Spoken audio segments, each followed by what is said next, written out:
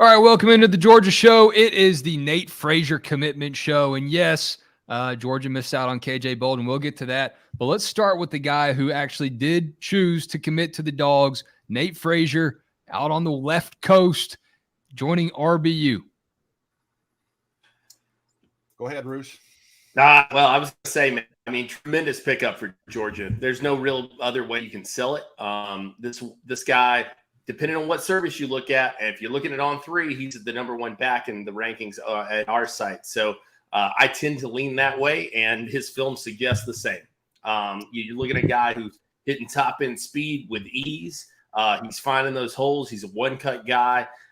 Just does a little bit of it all. I agree with Charles Powers' assessment, which is we want to see the production increase, maybe going into the senior year. Didn't have all that many carries in the last season, but everything that this guy has put on film is special, man. And to me, the lack of production makes him all the more intriguing. I think that's exciting, man. I think that talks about tread on the tires. That's an opportunity for Georgia to utilize him further. And realistically, though, you're talking about a 3-back class now for Georgia in 2024.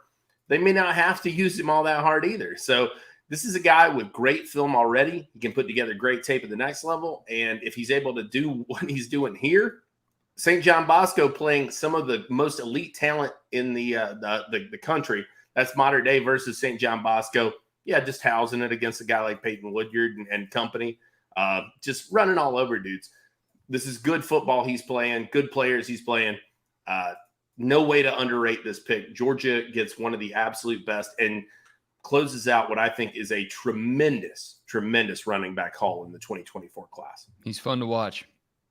Yeah, I'm 50. I just turned 50 years old. I'm an old man. So you know what excites me? Warm chocolate chip cookies and contact balance. This dude right here, when he put his hand on the ground and kept on running like that at full speed, that's not natural. So, I laugh because I've looked at about 12 different breakdowns and everybody used the word contact balance with him. Yeah. But that's the new running back term. You know what I mean? It's not breakaway speed and all that. It's contact balance. And you watch him run through arm tackles. I love a guy, man, that can turn 2nd and 7 into 3rd and 2 because he broke a tackle. And those are the most underrated runs. I've known Charles Power now for a long time, and I know what Charles Power covets in a running back, and that's the 3-down back. Can this guy play on 1st down? Can he be there on 1st and 10 in the red zone? You got to sub him out for somebody bigger. Can he catch the ball out of the backfield? Is he a home run threat? He plays at a powerhouse in California there. So when you look at that, I'm not so worried about maybe the lack of production there because he has to share it with like 50 different Division I recruits on that team, and that's probably one of the top 2 or 3 programs in the country historically. So when you look at that, I'm not so much worried about all that production, that type of thing. But listen, Dell McGee, he flips Chauncey Bowledge from Florida. He gets to White Phillips, who might be the fastest football player in America. And then he goes to California and beats Oregon and Alabama for Nate Frazier. Dell McGee, man, can we do stock up now? Can I go ahead and do stock up? I got a column. I got a column coming on. Cool. I got a column coming on Dell McGee, man. What I will say, I'll tease you the headline. Dell McGee heard the whispers about his recruiting. That's what I will say about that. You missed on Justice Haynes last year, right? And a lot of people were wringing those hands. What's going to happen? You go out and you get a guy like Roderick Robinson, but then you rebound in a way like this in a year that you really needed to do it, where Georgia's going into this season with probably some questions surrounding that running back situation in terms of health, in terms of depth. I think that he goes out and he absolutely knocks it out of the park with this trio of commitments. And Rusty, I'm interested because Jake and I talked about this earlier. We've got I'll tease a little Bark After Dark. We might be talking to Georgia's newest commit on Bark After Dark tomorrow. But we'll see about that. We'll keep that one between you and I. But what I love about Nate Frazier, and I don't see as much as I used to in high school backs, is that he's a one-cut guy. He finds the hole and he bursts through. I think that you see a lot of high school backs that want to create in the backfield, and they miss 2 or 3 tackles in the backfield and they gain 4 yards. They're not the guys that are piercing that hole, hitting top speed and accelerating for those big gains anymore. It's showy to miss tackles and shake dudes off. But if you can do that do what Nate Frazier does effectively, I think that over the long term, that's what people are looking for. I think that's what Del McGee's looking for, most certainly. Yeah, you got to be tough to play for Dale. I mean, that's the first thing, I think he must have just a picture in his office. If you don't look like this from the waist down, you just can't play at Georgia. I mean, those guys are tree trunks. And you even look at Dwight Phillips, he's 180 pounds and he's rocked up. You know what I mean? So this is a hell of a class, man. And listen, we don't have to beat a dead horse with Justice Haynes. That was a miss. That was a big miss for Georgia. Fool me. But what do you have to do? You had to go back in. Not only had to get 2 guys, you wind up with 3, and you get guys that bring different packages to the game. Chauncey Bowens is probably 210 pounds. You see him in person. And then you look at Nate, and then you look at Dwight. So all these guys bring something a little bit different. But Georgia, you want to talk about restocking and filling that cabinet back up. This class of 2024 have done that. Del McGee, he put his stamp on this class today. Comparisons is what I'm interested in too. When you think about these guys, my take is I think Dwight is your James Cook-esque guy. You can use him in a number of different ways. Jake Rowe and I talked about that a lot. I think Bowens kind of becomes the collegiate Zamir White, not maybe the high school Zamir White. But that's not a bad thing either. Zamir White was a hell of a back at Georgia. Strong, fast, powerful. And then I think you get Nate Frazier. And I really like that comparison that On3 has for him of DeAndre Swift. A guy. That's what he looks like to me. Yeah, he plays in that way. And Jake also mentioned Josh Jacobs for him as well. William Gleaton says kind of looks like Garrison Hurst. He does run like Garrison Hurst a little on that one cut, and that's a great one. I was sitting here trying to think, who does he look like? That's a great one, William, because that was Garrison's signature kind of move right there. Man, that's a great comparison there, Garrison Hurst. Man, that's not a bad one to be named after. Yeah, sure. Be compared to. So that's a great comparison there. Good job. Here's what I like about Frazier's huddle tape that we're playing on the YouTube stream. If you're only listening on podcasts, you definitely want to check out the visual component too. This guy has an entire addendum to his huddle highlight reel of touchdown runs of just him picking up blocks and pass protection.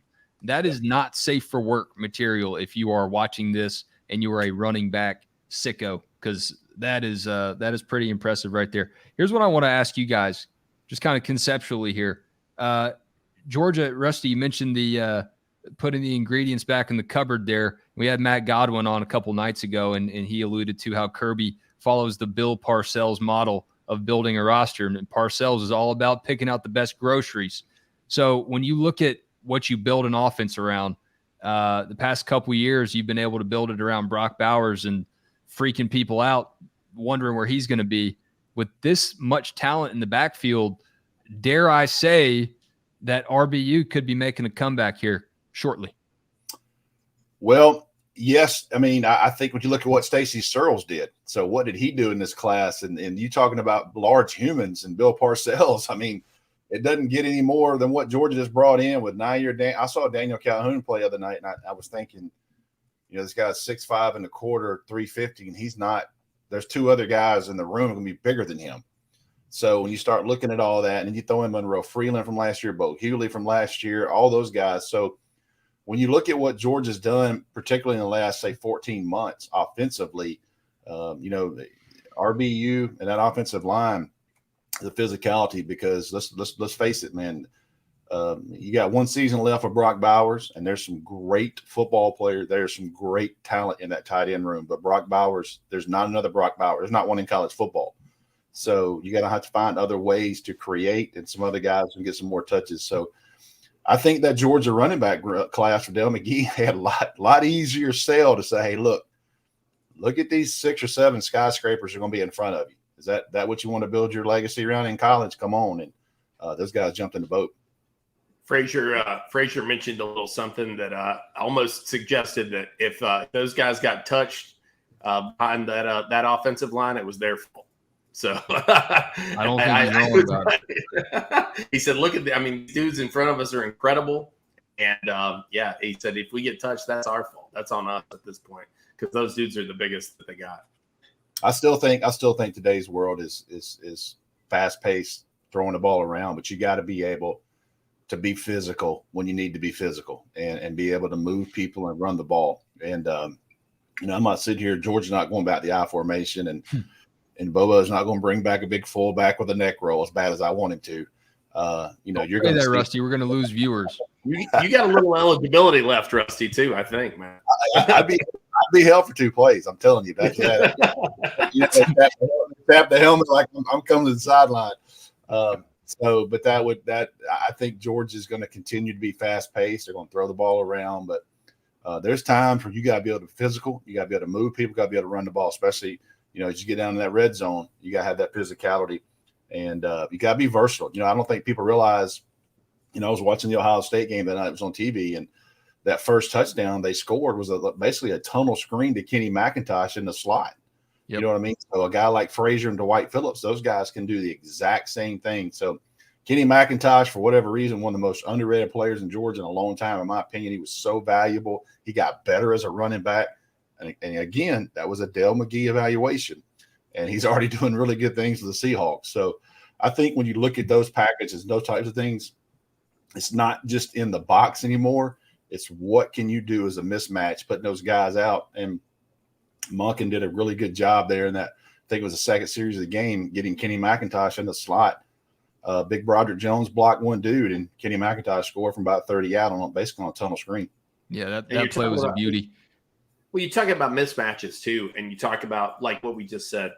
If you're able to put Dwight Phillips in a number of different scenarios all over the field, I mean, just let him act as an athlete, which he is. And like you said, one of the fastest men in the country. You take a guy like Nate Frazier, who willingly blocks, loves it, welcomes it. It has it on the film, right? And then you got Chauncey Bowens, who's over here. If you go check his Twitter out, he's doing lifts that look like Nick Chubb back in high school, man. He's picking up, 600 pounds, no problem. So he's going to be able to take on some big boys too. And I think that that's really what Georgia sees in all of these guys is that versatility, that ability to contribute. And I think you have to give these guys a lot of credit too. This is a very me-first environment that we're in this day and age, social media, et cetera. I'm not knocking young kids. I'm saying that that's just how it is now, man. It's a little bit different. It's a little different than it was. But these guys are willing to do seemingly unselfish things, and to come into a class with 3 guys of this kind of caliber really speaks, I think, to where they are mentally and what they believe that they can accomplish and do at the next level. Chauncey Bowens with the quote here, I think we can be the next Sony, Gurley, and Chubb and rewrite the RBU Mount Rushmore. We'll get back to Mount Rushmore in a second. But Bowens with the quote here, guys, the thing that's different about that, obviously, is that Sony and Chubb were in the same class, but a different class from Gurley. This is 3 guys in the same class. So that's pretty freakish right there. I do think McGee heard the whispers, Roos, and I think he's come back with the vengeance. This is the Michael Jordan, and I took that personally meme written all over it right here. If someone can Photoshop McGee's face on it, I think you got a photo for the article. Let's move on, guys, to the KJ Bolden commitment that happened yesterday. Georgia does a great job of spinning things forward, as we've spoken about. Roos, you miss out on one guy, you pick up somebody else. But Rusty, you were at KJ's commitment, and he picked the Seminoles. It doesn't really surprise us, but yep. I'm curious, man, is this thing over or not? Just because he put the hat on? Let me say a few things here to kind of be real clear with this. What a tremendous job that Florida State did getting him to commit last night, and they came on the last month or so. They did a really good job with him. They were the first to ever offer him. And, they've had him down a couple of times. He took a quick visit down in late June there for an unofficial, I believe. And they've done a good job with him. I'm not going to beat around the bush, but I also want to say this and be real clear with everybody here. Georgia's not going to stop recruiting KJ Bolden. That's not how that thing works. There's a long way between now and December. So just talking to him, or just talking to some people last night, it feels like he can play immediately there. And, that's going to be something that Georgia's going to have to probably try to overcome if they have any chance of getting him at all. But I can assure you that Georgia's not going to stop recruiting KJ Bolden for 1 minute with this thing. And he is a very, very talented football player. And he's just, There's a great kid, man. That setup last night was crazy. That place was packed. I mean, they had a DJ. I mean, had a bar in there. Great food. So, listen, I've covered this kid since the 9th grade. Congratulations to him and his family. And kind of backed off a little bit today from social media, but read some of the things. And man, people care. Let me say that. That's why we have a job. You know what I mean? People care. But I can assure you that Georgia's not going to quit recruiting KJ Bolden. They didn't quit recruiting Travis Hunter. Didn't get Travis Hunter at the end, but they had him on campus 2-3 times. They didn't quit recruiting Michael Williams when he committed to USC. So you just don't. That's not how things go. And listen, if he would have committed to Georgia last night, Florida State wouldn't have quit recruiting him either. So this is one of those things we'll watch and see if Georgia's able to get him back on campus at all. But right now, you say congratulations to Florida State. They did a good job of getting him to verbally commit last night, and he's in their class right now. Yeah, I don't think Hugh Freeze is going to delete his number. Is what I would say about that. Yeah. No. I think no. It's I understood that reference. No, you mentioned Travis Hunter, and that's the thing. Like I mentioned that on the board earlier. Like if I were betting, I would say KJ Bolden signs with FSU. Yeah. Also, though, if I were also betting, though, I would say KJ Bolden probably takes another visit to another campus that is not FSU's before this ends in December. Sure. That would be those are safe bets. We've been doing this long enough to know that. So it was a great get by Florida State, and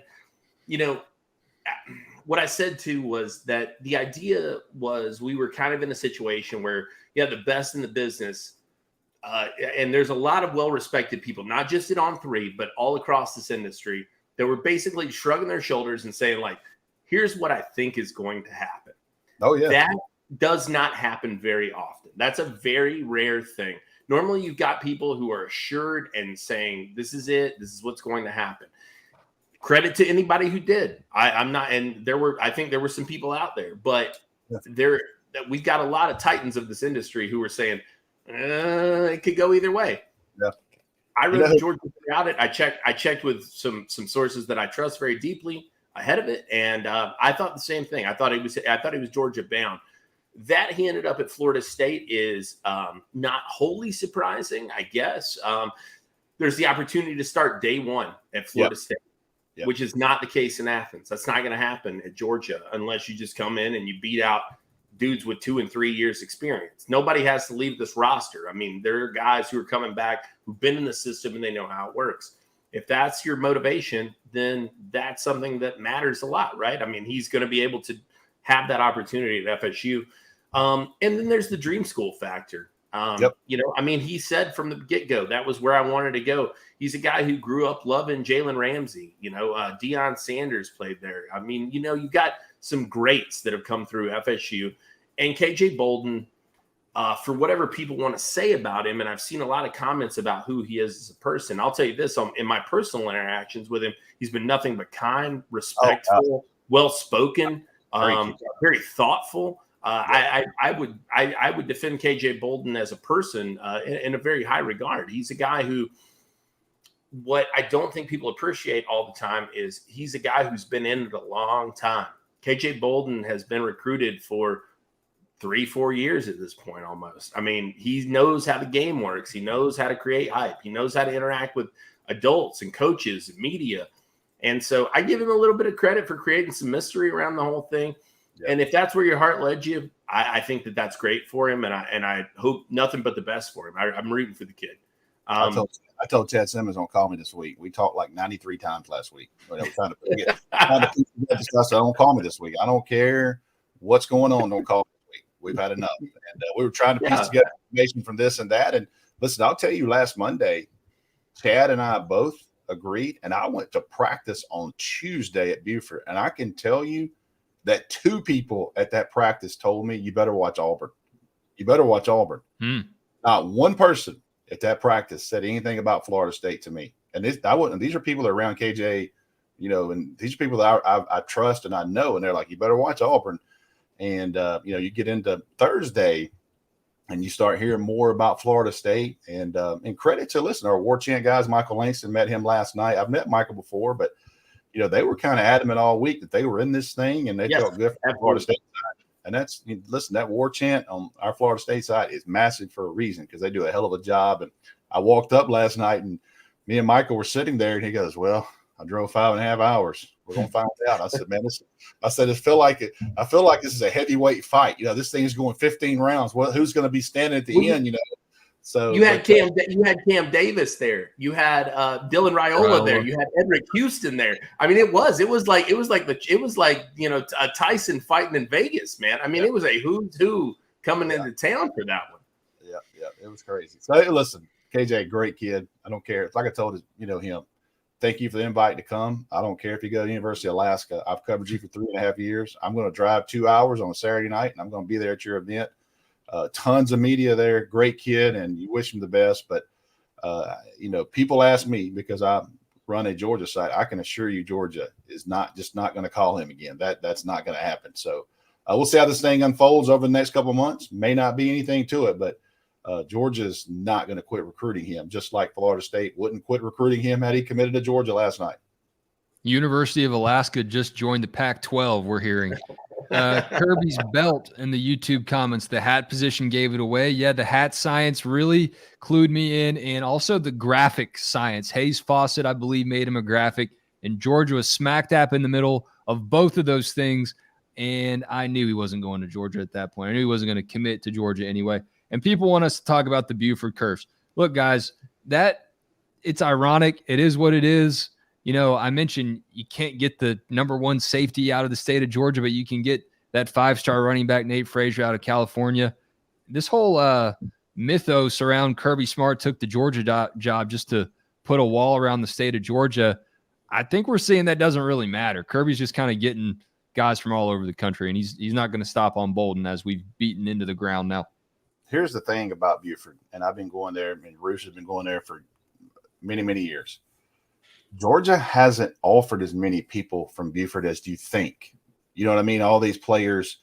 And listen, Justice Haynes was there, 6 months? That's what I was going to say. If you're going to consider Justice Haynes a Buford kid, you better consider Dylan Raiola a Buford kid. And you don't consider either one of them, because both of them are going to be there 6 months. I mean, they're both there in June. And then they're both gone in December. So you take, both of those guys are a wash there, in my opinion. So I think really the one kid you go back a couple of years ago and things didn't work out for him in college that I think that Georgia really, really tried to get was Harry Miller, the offensive lineman. You know what I mean? Sam Pittman recruited him. And, you know, they've signed 50 D1 kids since then. But really, Georgia hasn't really, zeroed in on as many Buford kids as you think. Because Buford puts out tons of kids all over. I think it gets kind of it makes that thing a little bigger than it is. So have they missed on some? Yeah, they've missed on some, but they haven't offered as many Buford kids as people think.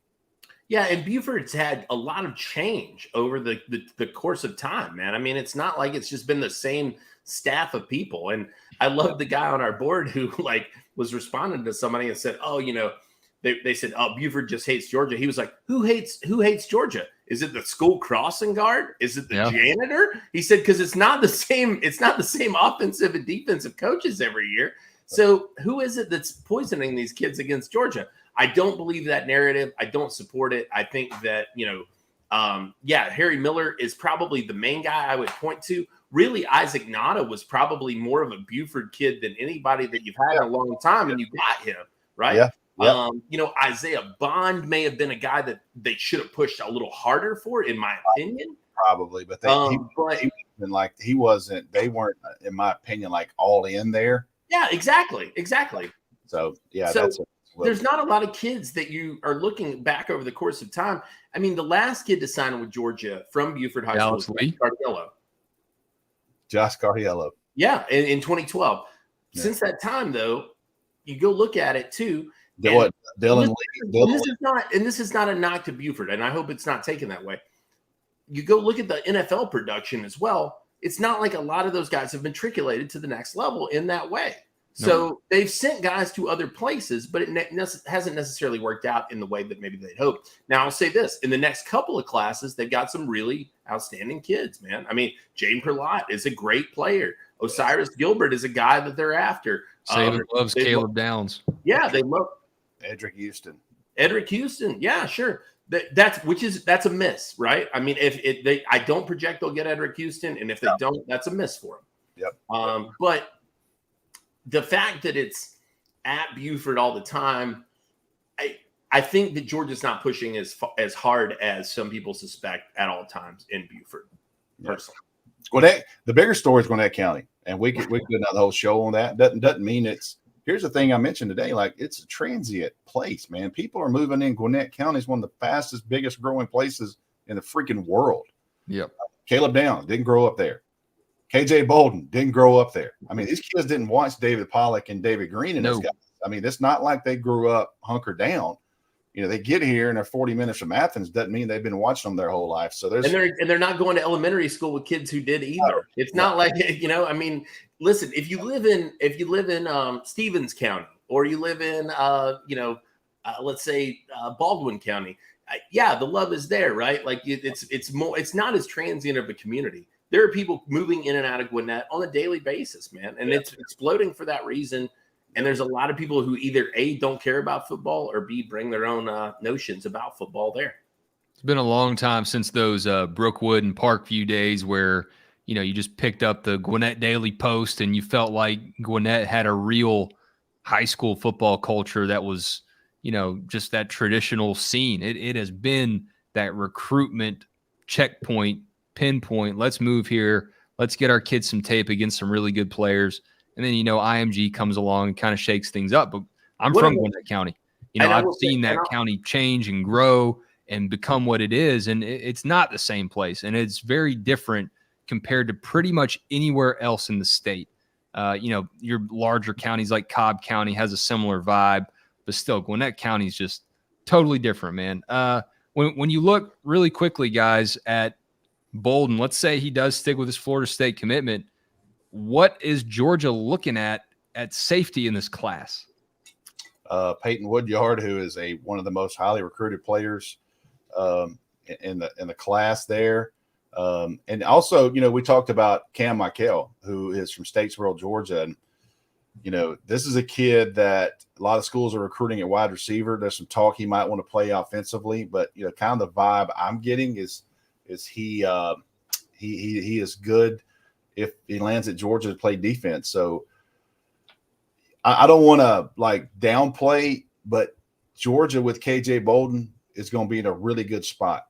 Georgia without KJ Bolden, they're still going to be fine. You know what I mean? So they just, you want a kid like KJ Bolden because they knew who he is off the field too. He's a great kid.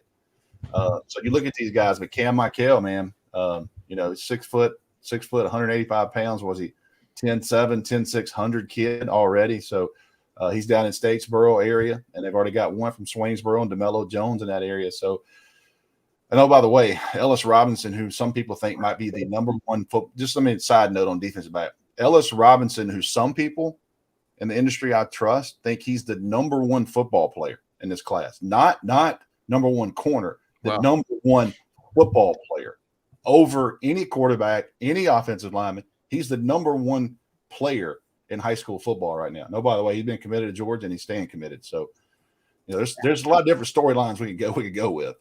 And we kind of mentioned that in passing a couple weeks ago. Like, oh, by the way, Ellis Robinson shut his recruitment down. That was huge, though. Yeah, Alabama and everybody was after him, obviously, because of who he is. But hey, Fran Brown didn't get one last night, but Fran Brown he's been hitting the ball. If he was in the Braves lineup, he'd be hitting right second or third. I can guarantee you that. Yeah, he's Joe DiMaggio right now, but he's taking a lot more home than he's not. I think people. That's what I wrote an article about this recently. I think Ellis Robinson is probably the most underappreciated commitment in Georgia's class right now. I don't think people are talking about it enough. This is a kid that at On3 we have him ranked as the number 3 player in the country. He's the consensus. But if you look at any service, the number 1 cornerback, easily, right? Yeah. He's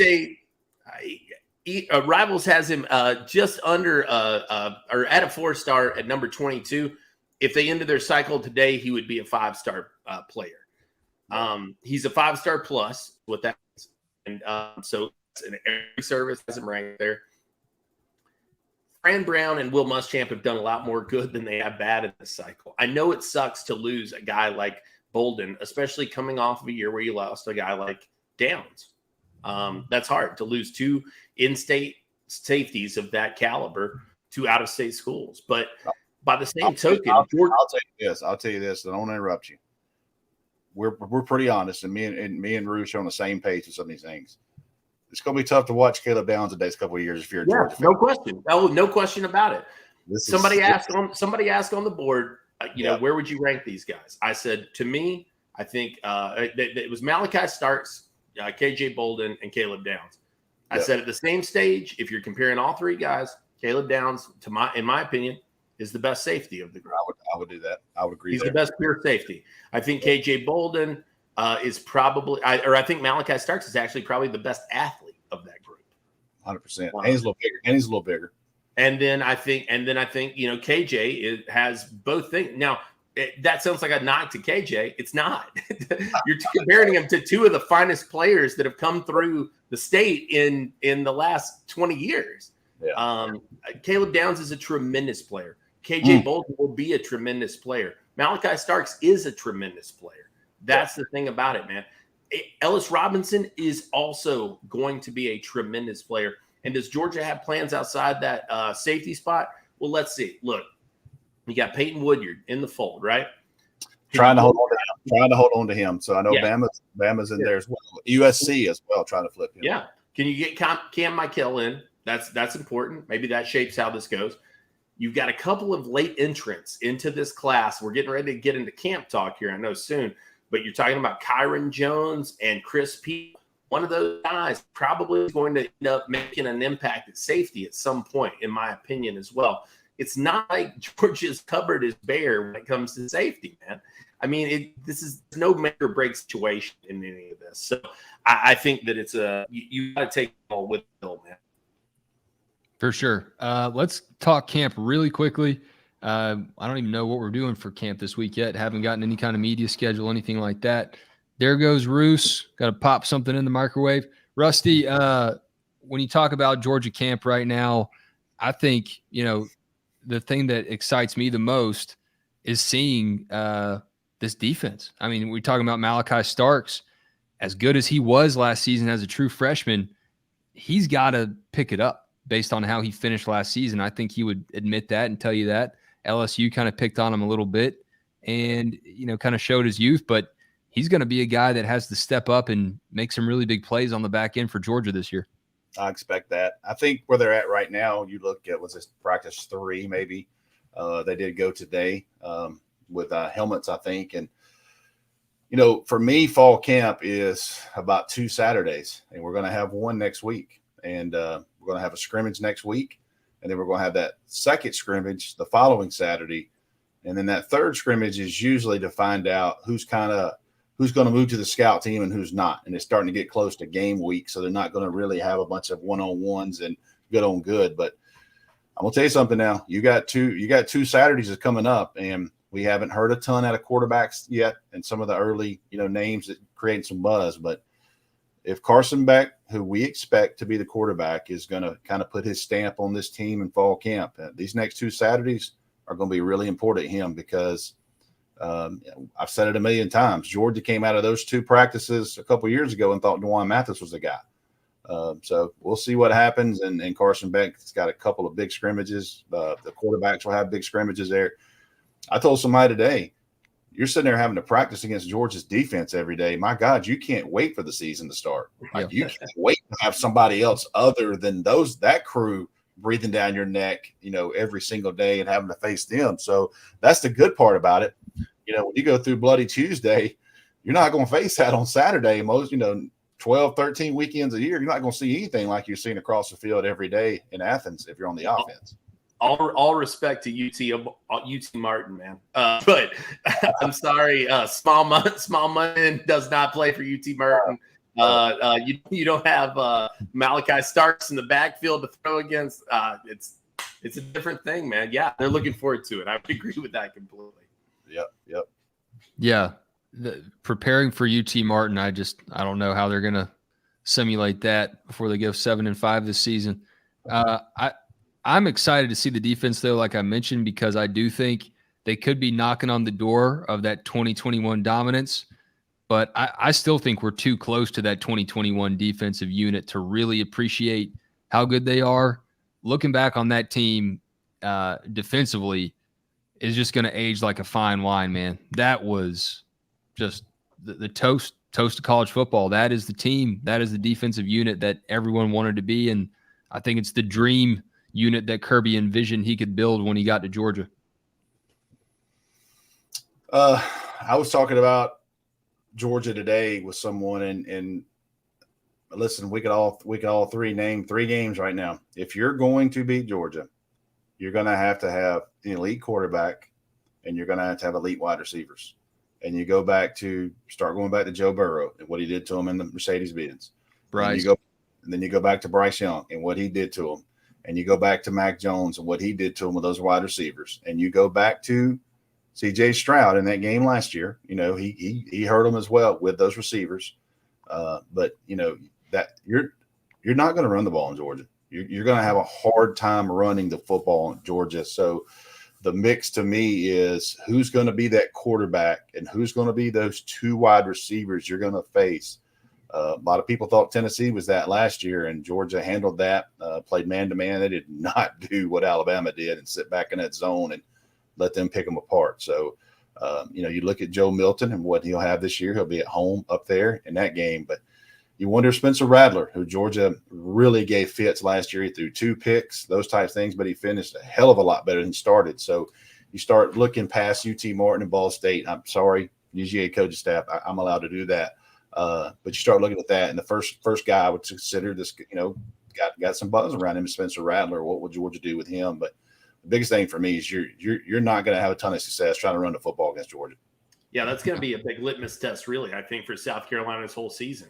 How Spencer Rattler performs in that game against that defense will probably tell the tale of how South Carolina is shaping up for the whole year. And Brad Newsom there makes a great comment. South Carolina has an elite quarterback. South Carolina has a very elite. Southern California has a very elite quarterback. But let me tell you what they don't have. They don't have the bodies in the box, and Utah pushed them around. So, you got to have all that up front, and you got to have the other part too. So, USC and Lincoln Riley, they're going to put up 1,000,000 points. But right now, I don't think their roster is built to play a team like Georgia, Alabama, or Ohio State, in my opinion. Because they're just not there on those lines of scrimmage. And I watched that Utah game, man. They physically manhandled USC. They would do better than TCU, but I don't know. I don't know. But I don't know that it would be wildly different. I think it's the same problems TCU had, but maybe to a lesser degree for USC. I'm so tired of reading the Michigan hype, but they do have a good quarterback, and they do have a good offensive line. They got a good offensive line. They don't have the best offensive line. I'm not saying they're Joe Moore Award winners. All right, I'm not. Don't come at me with that. Let's start talking about their package they could bring. That's a team that early. And Penn State's going to be a sleeper. I'm telling you, man. They've got some guys I've seen out there in San Antonio that are the real deal. And so I don't know a ton about their defensive roster, but offensively, they're going to have a really good quarterback. They're going to have a hell of a running back, and they got wide receivers. So it takes a little bit of that mixture to me to mess with Georgia, but start talking about run the ball at Georgia, it just not happening. And I think too, what we have to take into consideration is the depth that Georgia has built here. Yep. A lot of these guys can hang maybe 1 for 1. And that's maybe not even the case for a lot of them. But your Michigans, your Penn States, it's a 1 for 1 battle. How do your 2s fare against your 2s? When you've got to sub guys in and out, how do those guys go up against those guys? I think that's really something that Kirby Smart and company have delivered on in a big way. And I think that's really where it separates in a lot of cases. I was thinking go ahead. Let me ask one question right here. Let me ask you, Wes.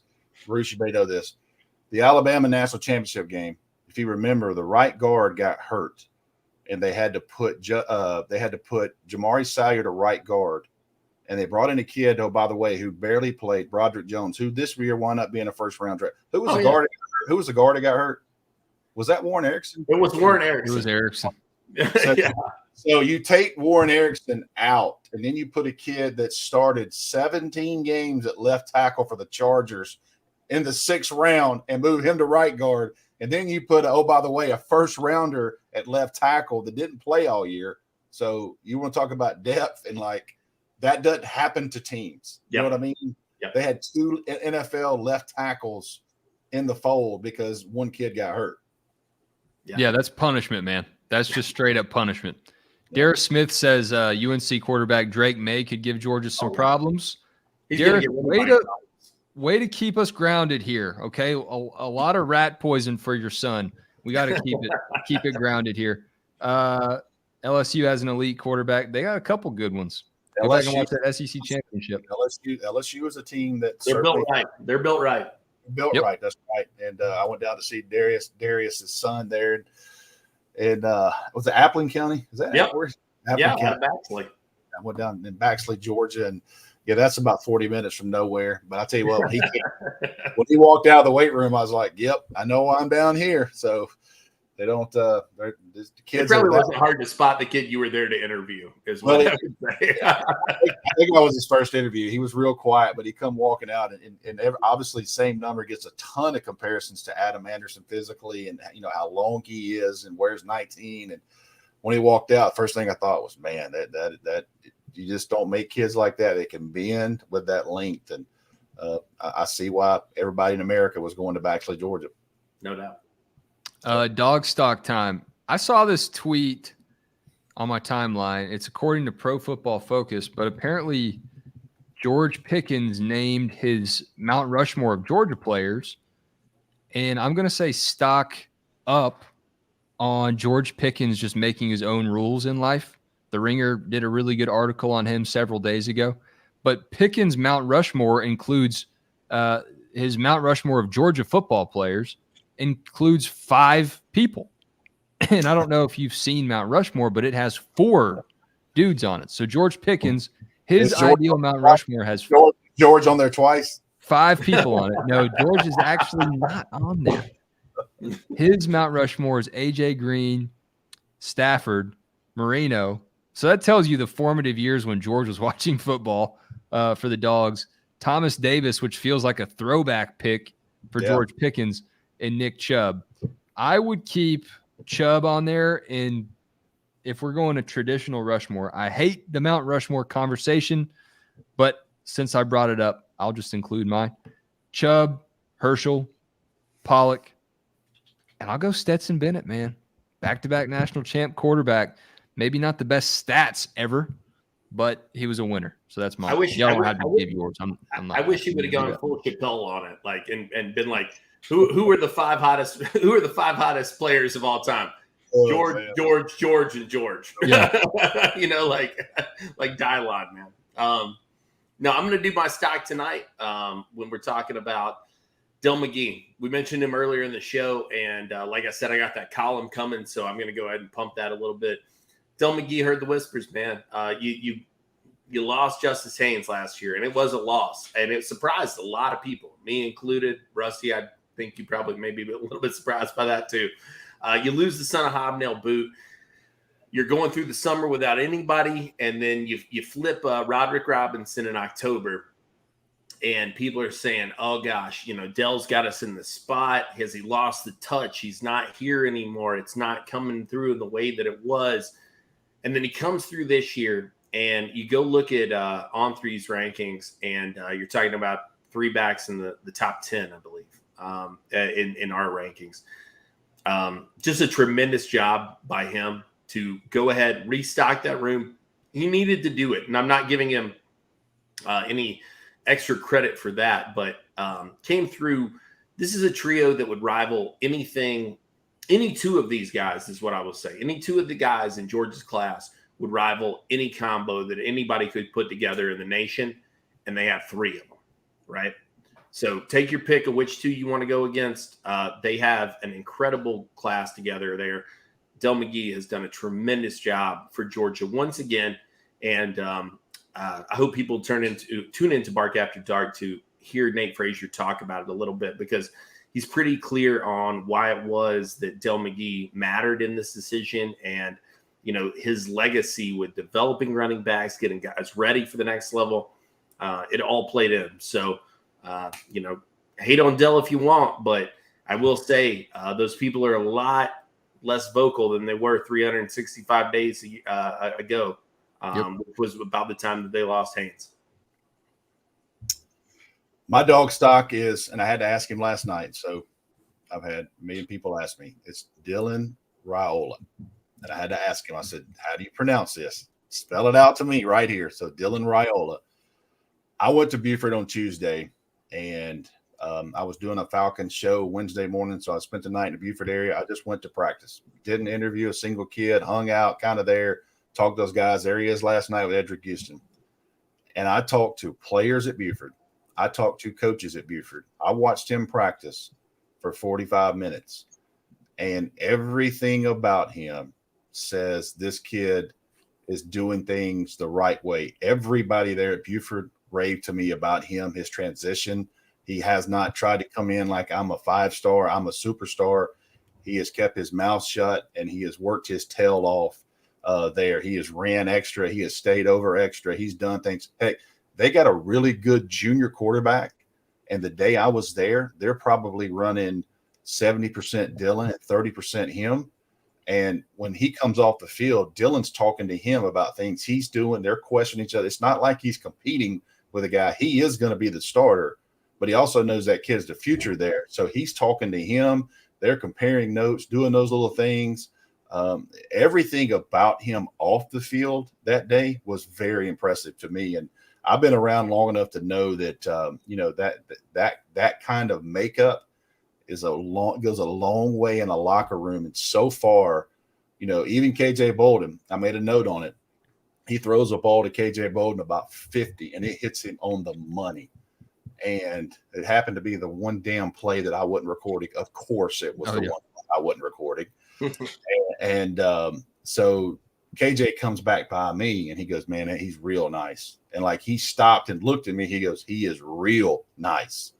And, everything about him there just really impressed me, spending some time there. And, it's going to take him a little while. And I'm going to tell you this, man, the game is not on TV, but Buford is going to open up with one of the best 2 teams in the country, in my opinion, in St. Francis Academy.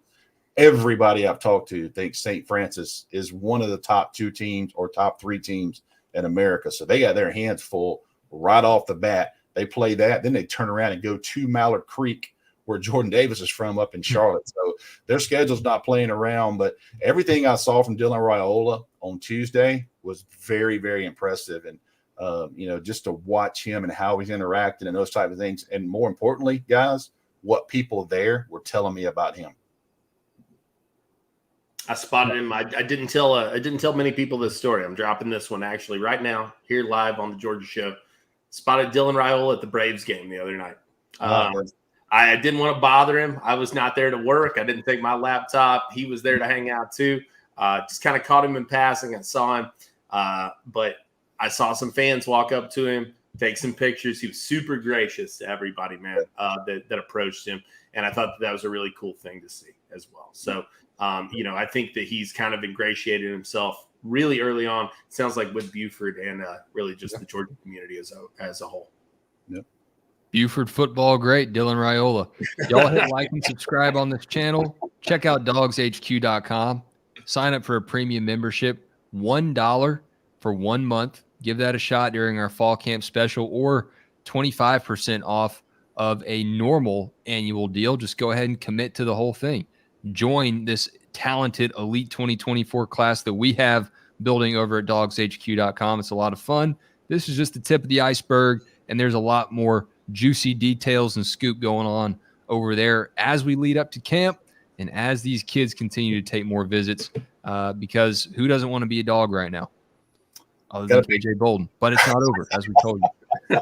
Thank y'all for joining tonight, and we will be back Monday 9 p.m. for Bark After Dark, as Mountain Jake told you, and every Wednesday and Sunday 8:30 p.m. Eastern right here on the DawgsHQ YouTube channel. For Rusty and Jake, I'm Wes. Y'all have a great week. See ya.